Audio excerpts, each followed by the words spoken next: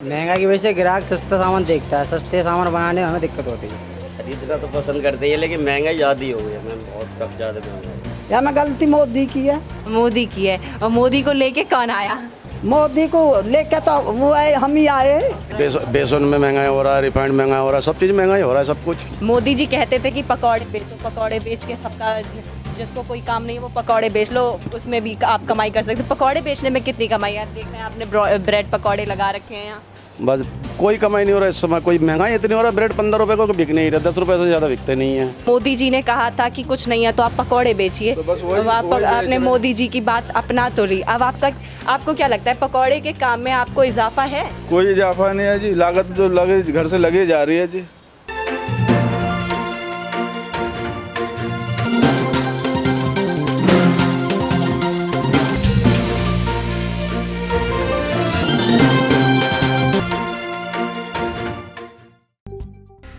नमस्कार, मैं निशी शर्मा, स्वागत है आपका जनप्रवाद में। आज हम मौजूद हैं नोएडा में।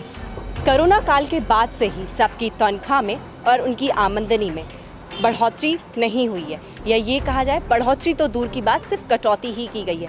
कई क्षेत्रों में सबकी तनख्वाह से 20 से 15% तक की तनख्वाह काटी गई है, तो कईयों की तनख्वाह में ना कोई बढ़ोतरी और ना ही कोई कटौती की गई है। और जिनके खुद के बिजनेस हैं उनका तो हाल ही ना पूछे तो ही कुछ कहना होगा।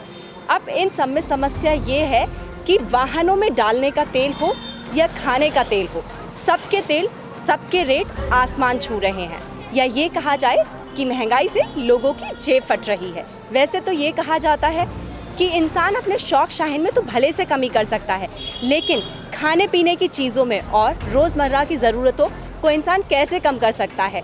क्या सब्जी ना खाई जाए या दाल ना खरीदी जाए, दूध ना पिया जाए या फल ना खाए जाएं, लेकिन सभी के रेटों में बढ़ोतरी है। इंसान क्या करे और क्या ना करे, आज इन सभी समस्याओं को लेकर हम जनता के बीच से उनके मुद्दों पर बात करेंगे, यानी आपकी ही बात आपको सुनाएंगे। महंगाई पर आपका क्या कहना है? आंटी, महंगाई के बारे में आपका क्या कहना है? हर चीज़ में महंगाई बढ़ रही है, दूध हो, सब्जी हो, फल हो, सब चीज़ महंगी होती जा रही है। सब चीज़ महंगी हो रही है। खावे के बताओ, अब हमारे बस की कौम नहीं, जमीन मारे नहीं, किराया आ रहा नहीं, किराए भी बंद कर रहे हैं। लॉकडाउन में क्या स्थिति थी? जैसे आपका दूध का कारोबार है, सब बंद होगा, भूख के मरने की नौबत आ गई। कुछ नहीं मिलो, दूध को ढोरन ने भूस मिलो नहीं तो दूध को तो देते बाहर निकलन न देवे। हाँ जी, जैसे कि ऐसा कहा जाता है कि जब महंगाई की मार इंसान के ऊपर पड़ती है तो अपने शौक शाहीन में तो इंसान भले से कमी कर ले, लेकिन खाने पीनों की चीज़ों में इंसान कैसे कम है? भूख की मरे। हाँ, कि इंसान अपने खाने पीने की चीज़ों में कैसे कमी करे। तो फल महंगे हो गए हैं, तो जब महंगे कुछ नहीं खाओगे, न फल मिले, न अनाज मिले, न सब्जी मिली, न दूध मिले, दूध वाली ने भूस नहीं मिला, तो हमें कहाँ तो दे। इसमें गलती किसकी है? या मैं गलती मोदी की है। मोदी की है। और मोदी को लेके कौन आया? मोदी को लेके तो वो है, हम ही आए। हम नहीं चढ़ा दियो 2 बेर। अब वो मोदी आप तो बैठो रहे और उन्हें भूख के मार रहा है। ये ढोर भी भूख के मारे, बालक भी भूख के मारे, पढ़ाई भी भूख की मेरी। पढ़ाई के पैसा तो ले आया पूरे, अब बिजली के पैसा पूरे ले लिए। जब तो यूँ कह दिया बिजली को छोड़ दूँगा फ्री में, यूँ और फिर फ्री में ना छोड़ दिया तो जब लॉकडाउन खुले वही दिन आ ली कौन तो दे में बिजली के बिल अब तक ना पूरे हुए। अच्छा, यानी अभी बिजली के बिल पुराने भी पेंडिंग में पड़े हुए हैं। और वन तो सारे ले लिए, अब बालकन के फीस दे रुके बैठे स्कूल में। स्कूल नहीं जा रहे? स्कूल को पैसा ही नो कौन तो दे में। कौन से स्कूल में पढ़ते हो बेटा? Indus valley public school. Indus valley में पढ़ते हो?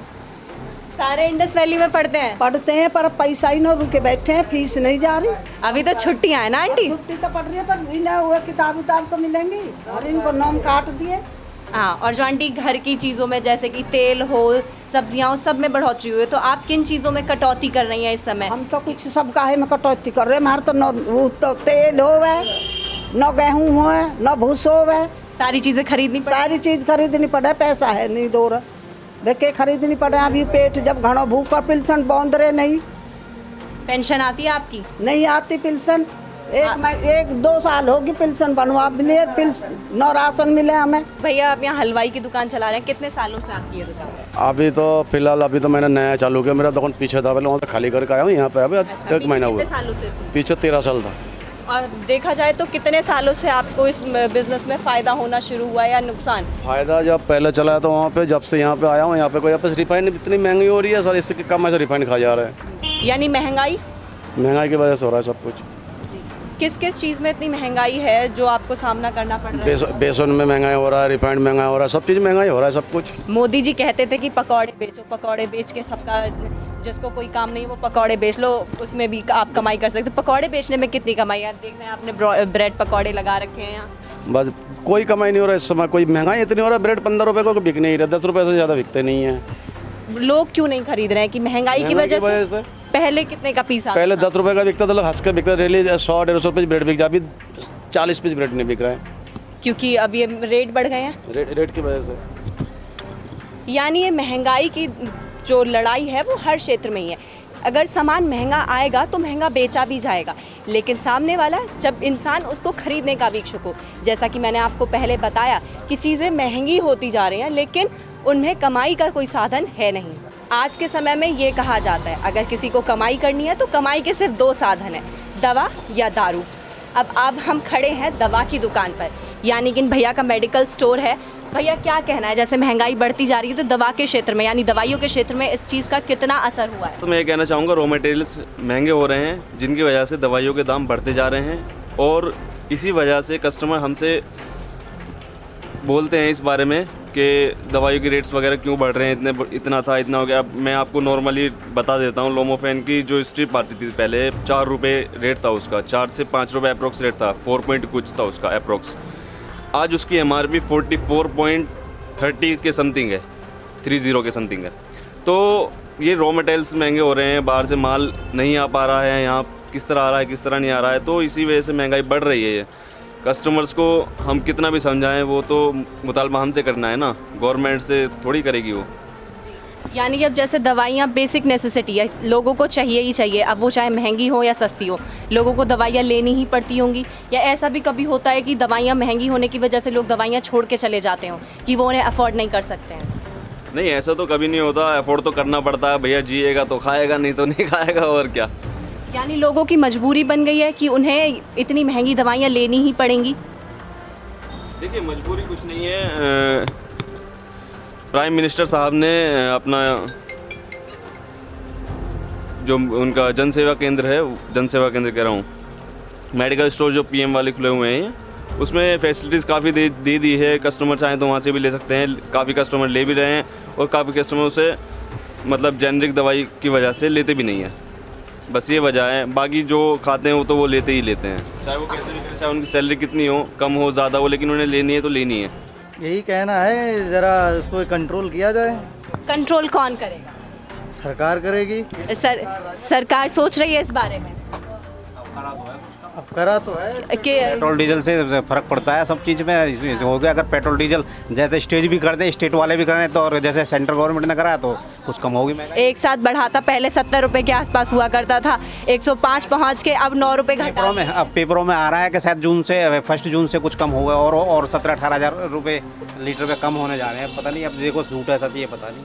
अच्छा, यानी कि उम्मीद है कि तेल के रेट कम हो जाएंगे। तेल के गिरेंगे तो सब चीज़ पे गिरेंगे, फर्क पड़ता है। खाने के तेल की बात करी जाए, लगभग 200 रुपये के आसपास तेल हो रहा है। हाँ बिल्कुल, महंगा है आम पब्लिक के लिए, तो मीडियम क्लास के लिए तो दिक्कत है ही। जी, आपकी जैसे स्टेशनरी की दुकान है, तो कोरोना काल में या कोरोना काल के बाद आपके व्यवसाय पे कितना असर पड़ा इस चीज़ का?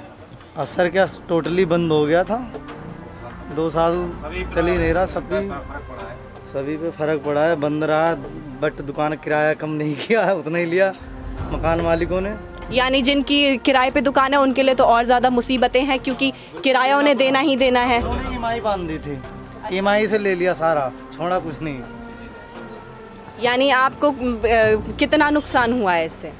महंगाई से आपका कितना नुकसान झेलना पड़ रहा है आपको महंगाई से? हमें क्या, वो तो सारी दुनिया को ही करना पड़ा, तो उसे नुकसान तो नहीं हम जोड़ेंगे, उसे नुकसान में तो नहीं जोड़े। सभी के साथ है, पूरे देश दुनिया में ऐसे हालात हैं। तो आज हमने अपनी इस रिपोर्ट में आपको बताया कि लोगों का महंगाई से क्या हाल है और कितना हाहाकार है। नोएडा से मैं निशी शर्मा, वीडियो जर्नलिस्ट प्रफुल्ल वर्मा के साथ आप देखते रहिए जनप्रवाद।